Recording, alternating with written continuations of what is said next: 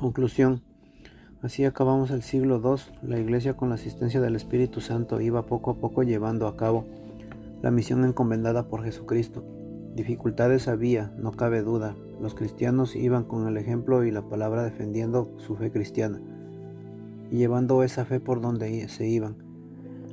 Es verdad que los cristianos apologistas no convencieron a todos los interlocutores, tampoco Cristo lo logró. Los enemigos eran fuertes y usaban todo tipo de tretas para acabar con el cristianismo. Por eso, cuando buscaban los responsables de las desgracias de la época, siempre las acusaciones se les lanzaban contra los cristianos, y para calmar el furor del pueblo, los emperadores pronunciaban condenas contra cristianos. Así nacieron las crueles e inhumanas persecuciones. ¿Qué hicieron estos terribles momentos los cristianos? Ellos se fortalecían con los sacramentos y se animaban con su caridad. ¿Quieres conocer un poco de la vida de los primeros cristianos? Aquí te dejo un fragmento de la famosa carta anónima de Diogneto del siglo II. Los cristianos no se distinguen de los demás hombres ni por el país, ni por el lenguaje, ni por la forma de vestir. No viven en ciudades que les sean propias, ni se sirven de ningún dialecto extraordinario. Su género de vida no tiene nada de singular. Se distribuyen por las ciudades griegas y bárbaras según el lote que le ha correspondido a cada uno. Se conforman con las costumbres locales en cuestión de vestidos, de alimentos, de manera de vivir, al mismo tiempo que manifiestan que las leyes extraordinarias es realmente paradójicas de su república espiritual. Cada uno reside en su propia patria, pero como extranjeros en su domicilio. Cumplen con todas las obligaciones cívicas y soportan todas las cargas como extranjeros. Cualquier tierra extraña es su patria, y cualquier patria es para ellos una tierra extraña. Se casan como todo el mundo, tienen hijos, pero no abandonan los recién nacidos. Comparten todas las mismas mesas, pero no la misma cama. Están en la carne, pero no viven según la carne. Pasan su vida en tierra, pero no son ciudadanos del cielo. Obedecen las leyes establecidas y en forma de vivir sobrepuja la perfección a las leyes. Aman a todos los hombres y a todos les persiguen. Se les desprecia y se les condena, se les mata, y de este modo ellos consiguen la vida. Son pobres y enriquecen en un gran número, les falta de todo y les sobra de todas las cosas. Se les desprecia y en ese desprecio ellos encuentran la gloria. Se les calumnia y son justificados, se les insulta y ellos bendicen. En la palabra, lo que el alma es en el cuerpo son los cristianos en el mundo. El alma se extiende por todos los miembros del cuerpo, como los cristianos por las ciudades del mundo. El alma habita en el cuerpo, pero sin el cuerpo, lo mismo. Los cristianos habitaban en el mundo, pero sin ser del mundo. El alma se hace mejor mortificándose por el hombre, y sed perseguidos, los cristianos se multiplican cada vez más de día en día. Tan notable es el puesto que Dios les ha asignado, que no les está permitiendo desertar de él. Termino con unas palabras de San Justino del siglo II sobre la celebración de la Eucaristía. El día llamado del Sol, actual domingo, se reúnen todos en el lugar, lo mismo los que habitan en la ciudad que los que habitan en el campo, y según conviene se leen recuerdos de los apóstoles y los escritos de los profetas, conforme el tiempo lo permita. Luego, cuando el lector termina, el que preside se encarga de amonestar las palabras de exhortación a la imitación de las cosas admirables. Después nos levantamos todos a la vez, recitamos preces a continuación, y como ya dijimos una vez que incluyen las plegarias, se trae pan y vino y agua. El que preside pronuncia con todas sus fuerzas preces y acciones de gracia, y el pueblo responde amén, tras de lo cual se distribuyen los dones sobre el que han pronunciado la acción de gracias. Comulgan todos, y los diáconos se encargan de llevárselo a los ausentes, y nos reunimos todos el día del Sol, primero porque es el primer día de la semana y luego porque ese día en que Jesucristo resucitó entre los muertos. La crucifixión, en efecto, la víspera del día Saturno, sábado, y el día siguiente del Saturno, o sea, el día del sol, se dejó de ver sus apóstoles y discípulos y les enseñó todo lo que hemos expuesto en vuestra consideración. San Justino, Apología Defensa de los Cristianos, el capítulo 66-67. El apéndice en el sacramento en el perdón a lo largo de los siglos. A partir del inaudito poder de remitir los pecados concedidos por nuestro Señor Jesucristo a los apóstoles, este sacramento ha comenzado su complejo de camino por la historia de los hombres, simplificando. Muchos podemos decir que han seducido tres diversas formas de celebración: la penitencia pública en la antigüedad, la penitencia tarifada y la penitencia privada. La transición de una otra no ha sido ni inmediata ni fácil, porque cada nueva etapa fue fruto de una maduración inspirada por el Espíritu del Señor y de una ardua búsqueda para descubrir las riquezas, para corregir los abusos y aumentar el valor santificador del sacramento del perdón. Nos dice el Catecismo de la Iglesia Católica: a través de los cambios de la disciplina para y celebración de este sacramento han experimentado a lo largo de los siglos, se descubre una misma estructura fundamental. Comprenden dos elementos igualmente esenciales por parte de los actos del hombre que se convierte bajo la acción del Espíritu Santo. Debe saber la contrición, la confesión, los pecados y la satisfacción, y por otra parte, la acción de Dios por el ministerio de la Iglesia, por medio del obispo y de sus presbíteros. La Iglesia en nombre de Jesucristo concede el perdón de los pecados, determina la modalidad de la satisfacción, ora también por el pecador, se hace penitencia con él. Así el pecador es curado y restablecido en la comunidad eclesial. 1. La penitencia pública. El modo habitual que se celebra el sacramento de la penitencia durante los primeros siglos de la Iglesia suponía una sucesión de varias etapas, un verdadero camino penitencial que iba desde la confesión del pecado hasta la reconciliación final. Tratemos de descubrir cada una de esas etapas. El primer paso era más reservado y el menos litúrgico. El cristiano que había pecado gravemente se acercaba al obispo y se confesaba su pecado. El obispo lo amonestaba severamente, haciéndole tomar conciencia de la gravedad de su falta e invitándolo a confiar en la misericordia del Señor y determinando la duración de la penitencia que debía él realizar, de acuerdo a la gravedad de su acción pecaminosa. No siempre la confesión era espontánea. Muchas de las veces el obispo iba al encuentro del miembro de la comunidad que había pecado gravemente y lo exhortaba a la conversión de la penitencia. En algunas ocasiones, cuando el pecado era conocido por todos y el pecador era impenitente, el obispo lo amonestaba públicamente para lograr su salvación y para edificación de la comunidad. Esta función espiritual era muy importante para todo este periodo. Tiene además un valor permanente, pues el ministro que actuaba solamente al final del proceso de penitencia, absolviéndolo, sino que era quien ponía en marcha todo el proceso llamado a la conversión, amonestando, exhortando. Es interesante recalcar que la confesión era secreta, más aún la confesión pública se consideraba un abuso.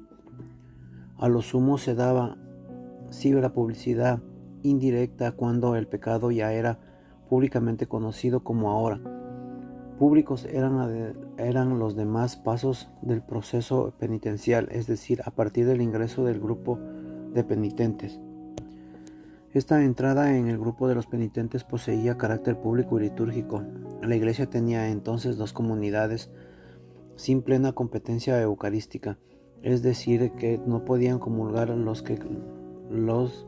catecúmenos, ya que se preparaban para el bautismo, y de las penitentes, que se preparaban para la reconciliación sacramental. El pecador entraba a formar parte de estos grupos en medio de una celebración comunitaria, poco a poco se fueron desarrollando los ritos de entrada, como la imposición de las cenizas, la expulsión simbólica de los templos como signo de la ruptura del que el pecado había introducido en la comunidad. Durante el lapso que duraba la penitencia, al grupo de penitentes estaban sometidos a determinadas prescripciones litúrgicas. Las costumbres eran ligeramente diversas según las distintas iglesias locales. Algo, sin embargo, era común a todas: la prohibición de comulgar. Así comprobamos que el pecado ya era introducido en distancia entre el pecador y la Eucaristía, y no podría recuperarse en plena comensalidad con Cristo sino hasta después de la reconciliación. El pecado es muy autoexclusivo y solamente puede levantarse con la penitencia. Estas prácticas litúrgicas eran duras y penosas, pero la cosa no terminaba allí. El grupo debía hacer penitencia, no solamente en la asamblea, sino también en la vida cotidiana. Los penitentes estaban sometidos a ayunos y actos de humildad. Debían renunciar a las fiestas y diversiones. Debían renunciar a los cargos honoríficos. Estaban obligados a la abstinencia sexual. Muchas de esas prescripciones durísimas no cesaban de todo, ni siquiera con la reconciliación. ¿Qué hace la comunidad cristiana durante el tiempo de penitencia? Colaboraba con los pecadores en la reparación de los pecados con su ejemplo y especialmente con la oración. La remisión de los pecados debían obtenerse de Dios, y para conseguirla, no obstante la acción del penitente, era necesariamente la acción de la comunidad, la oración de la iglesia. El pecador no está en condiciones de expiar los pecados por sí solo. Por eso se pide ayuda de todo el pueblo cristiano. San Cesario de Arles. Por otra parte, la comunidad cristiana no puede permanecer indiferente. El cuerpo no puede gozar cuando uno de los miembros está enfermo. Sufre todo entero y debe trabajar todo entero en la curación. Tertuliano. Cumplida la penitencia, llega el tiempo de reconciliación, que es pública y solemne. En la mañana del Jueves Santo se realizaba la celebración comunitaria presidida por el obispo en presencia de los fieles. Los penitentes dejaban entonces sus lugares habituales y eran llevados a la asamblea. Se postraban en tierra en señal de humildad, y un diácono, asumido a la representación de toda la comunidad, era el encargado de presentar las penitentes a los obispos y pedir la gracia de reconciliación. Después de esta penitencia de la comunidad pronunciada por el diácono, los obispos exhortaban a los penitentes a no recaer en el pecado. Luego ejercía su ministerio de reconciliación. Para concluir con esta descripción, es preciso tener en cuenta a la durez de la acción penitencias que se añadían a un elemento terrible.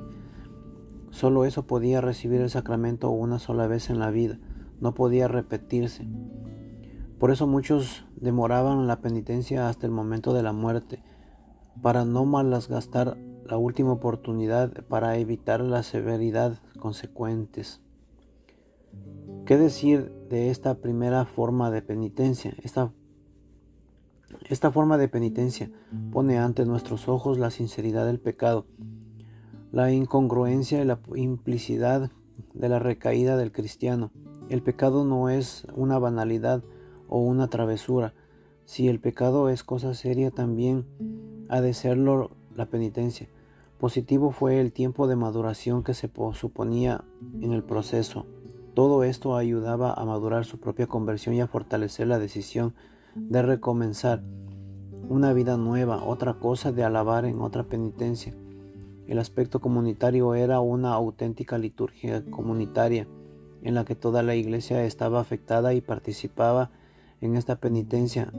El acento caía sobre la acción penitencial, que expresaba la contradicción interior y la satisfacción, y sobre la reconciliación. La confesión del pecado no ocupaba aún el centro psicológico de la celebración, sino que constituía más bien un requisito para poder determinar la duración de la penitencia. También esta forma de penitencia encerraba algunos aspectos que la Iglesia fue mejorando con el tiempo. El rigor excesivo dejaba a la sombra de la actitud bondadosa de Jesús hacia los pecadores. La excesiva aceptación de la satisfacción parecería que el perdón era conquista personal y no un regalo gratuito de Dios. Además, los fieles podían dejar anidar el fariseísmo en su corazón. Al fin y al cabo, de los pecadores serios eran otros los que estaban allí en ese grupo. Nosotros, después de todo, tan malos no somos. 2. La penitencia tarifada. Para superar los inconvenientes de la penitencia pública, Dios suscitó la creatividad pastoral en los monjes británicos, cuyos influjos aparecen hacia fines del siglo VI, con un nuevo modo de celebrar el sacramento de penitencia. Los elementos son los mismos, pero con el marco celebratorio cambia sustancialmente y cambia también la disciplina penitencial. Estas son las características de esta segunda forma de penitencia. El ministro ya no es solamente el obispo, sino cualquier sacerdote debidamente autorizado. El motivo es obvio: el aumento de penitentes hacia ya imposible al obispo presidir personalmente la liturgia penitenciales. Desaparece la publicidad de la penitencia y no hay ingreso a ningún grupo, es decir, que no hay grupo especial de penitentes, no hay reconciliación en el marco de una celebración comunitaria. Todo el proceso es ahora reservado en secreto, y solo algunos parientes y amigos pueden identificar al cristiano penitente por el modo de comportarse y su vida doméstica. Nadie queda excluido de los beneficios del sacramento, ni los jóvenes, ni los religiosos, ni los sacerdotes, porque se ha abolido el principio de la unicidad. La penitencia es ahora repetible, y la repetición ya no es tan temible.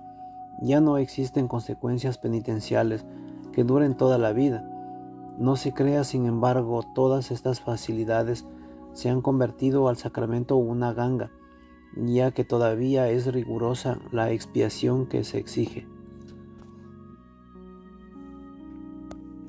Así quedaría este segundo modo de confesarse. El pecador busca al sacerdote y se confiesa sus pecados. El sacerdote lo amonesta y lo aconseja y le impone una satisfacción de acuerdo con las determinadas reglas. El pecador se retira y cumpla la satisfacción. Al final de la expiación retorna y recibe la absolución de los pecados. La satisfacción, por tanto, no queda al arbitrio del sacerdote, sino que era una determinada de acuerdo con los libros específicos y los libros penitenciales, que establecía una medida de tasa, una tarifa con el pecado, de que el nombre de penitencia tarifada. Así que se iban educando las conciencias, se iban encarnando los valores evangélicos, los sacramentos de la penitencia se iban transformando en una escuela de vida. ¿Qué decir de la segunda forma de penitencia? Aunque se mantenga todavía el sentido de la serenidad del pecado y la laboriosidad de la penitencia, sin embargo se va perdiendo el camino del sentido comunitario y eclesial. Entre los aspectos más positivos de esa penitencia tarifada hay que tener en cuenta el sentido pastoral y educativo en el sacramento que han sido consolidados. Se da de una mayor atención a la singularidad de cada individuo para la determinación de las satisfacciones, y hay un mayor respeto de la intimidad de las personas al suprimir toda publicidad y a acentuar el carácter reservado de la celebración en el secreto de la confesión. Hay un verdadero aporte educativo a una formación de las conciencias y de la transmisión de los valores. Quizás la evolución más notable consiste en haber hecho pasar el sacramento de una óptica penal y una óptica ascética. Al hacerlo se difunde en la Iglesia la conciencia de la pecaminosidad personal. El sacramento se convierte en una posibilidad de crecimiento para todos, jóvenes, religiosos, sacerdotes, etc., y se abre el camino de la llamada confesión de devoción, es decir, a la acusación de los pecados veniales. Entre los aspectos que habría que mejorar de esta forma de penitencia tarifada estos. Además de lo dicho sobre lo que se perdió, el sentido eclesial del proceso, habría que decir también de las tarifas que podían abrir el camino al formalismo y a una concepción demasiado material de la penitencia de las satisfacciones, es decir, parecería una concepción mercantil a la penitencia, en la que se podría esconder gravísimos abusos. 3. La penitencia privada. Aquí también el Espíritu Santo volvió a iluminar a la Iglesia para revisar un poco el modo de llevar el perdón de Dios, dado que algunas penitencias tarifadas eran exhortantes. Entonces la reflexión de la Iglesia encontró una manera de redimir las tasas penitenciales, y lo hace subrayando, y no solo el ayuno es una obra penitencial, sino también la limosna y la oración. Se va creando de esta manera un sutil sistema de compensaciones penitenciales. Tanta oración, recitación de los salmos, por ejemplo, equivale a tantos días de ayuno, o bien tanta limosna equivale a una penitencia de tal duración. Pero ¿qué pasa con quien no sabemos leer los salmos, o en razón de su debilidad no puede ayunar, ni velar, ni hacer genuflexiones, ni tener los brazos en cruz, ni postrarse en tierra? Que elija alguno que cumpla la penitencia en su lugar y que le pague por eso, pues está escrito: llevad las cargas los unos a los otros. Los cánones del rey Edgar. Pero ¿cómo se puede uno imaginar el estudio se puede imaginar esto? Dio lugar a abusos. Esta solidaridad sobrenatural completa, pero no reemplaza la propia parte personal, nada más personal e inalienable de la conversión y la penitencia. Los méritos de los demás vienen en apoyo, en ayuda, pero no son alicientes, y sobre todo no pueden compararse. He aquí el abuso. Ha nacido una profesión, la de los penitentes a sueldo, pero aún la penitencia se ha convertido prácticamente en una actividad de pobres. El rico se encuentra quien lo sustituya. De esta manera, la tarifa penitencial desemboca en un mercado de penitencias.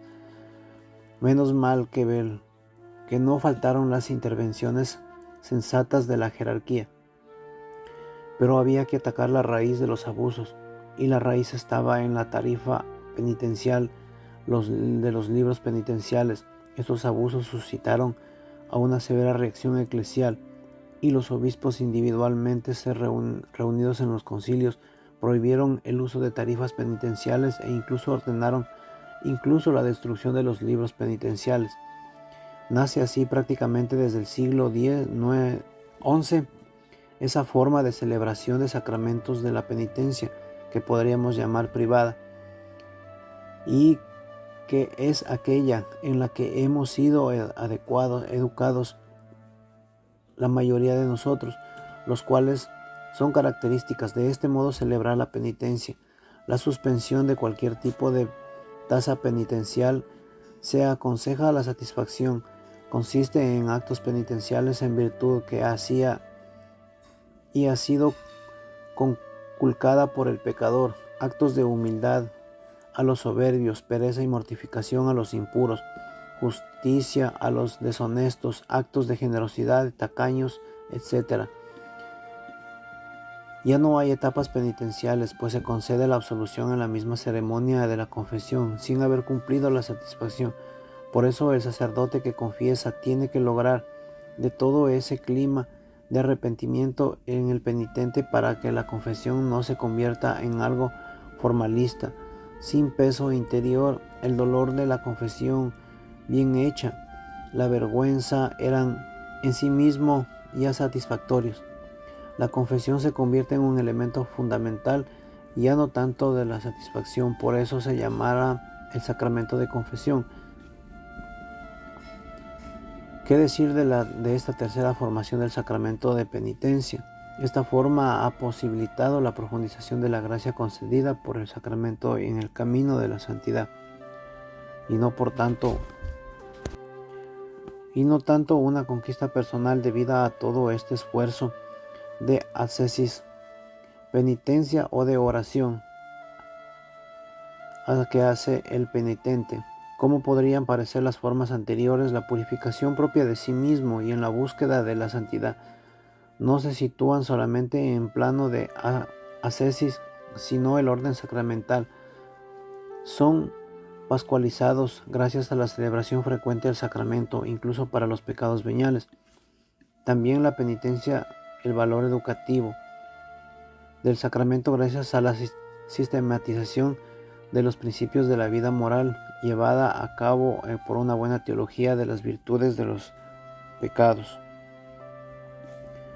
Esta celebración, por otra parte, ha permitido una máxima atención de las necesidades espirituales que a cada persona ha constituido en muchos casos el punto de partida de una verdadera dirección espiritual en la que se ha desarrollado tantos santos confesores que han eclosionado en tantos frutos de santidad y de apostolado.